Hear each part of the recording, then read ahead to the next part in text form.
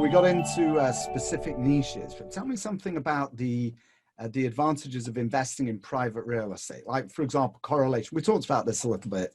Yeah. Non-correlation with the stock market, illiquidity premiums, presumably, et cetera, et cetera. So tell me something about, as a kind of as a asset class alone, yeah, the strengths and weaknesses. So why are you doing it? Well, one is the rental income, as I was saying. And if you're retired, retirees, they want distributions that are going to satisfy their expenses. And the growth rate has to beat their distribution rate. I work with a lot of retirees. Retirees have to R&D that's required minimal distribution of their retirement accounts. That could be 3 to 4%. So the investment better double that number. You better get 7 to 8% growth every year consistently so that they're not draining their IRA accounts and running out of money. So when you think of that position, it's a really good fit for an IRA for a retired person. Now, the active person. For the active person who's working and thinking, do I want to put my money in private real estate? You don't have to take the distributions. You could take that growth, and the growth, just like dividends, could be reinvested.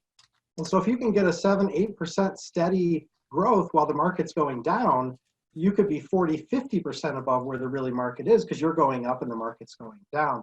And so it's a really good hedge on a recession. That would be the second reason that you think of income meaning rent, as a good source because you don't have to distribute it to yourself. Remember, like a dividend, you don't have to take the dividend. You could just have it reinvested. You don't have to take the coupon from a bond. You could have it reinvested.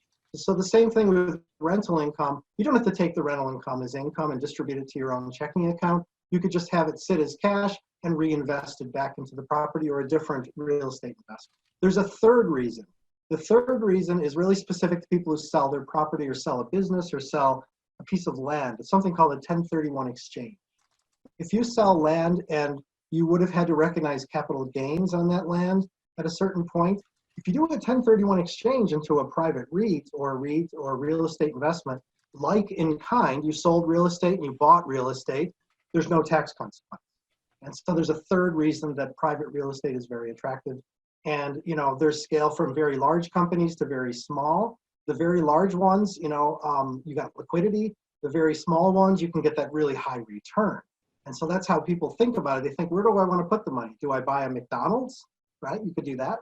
Do I buy a house and become a landlord myself? That's pretty messy.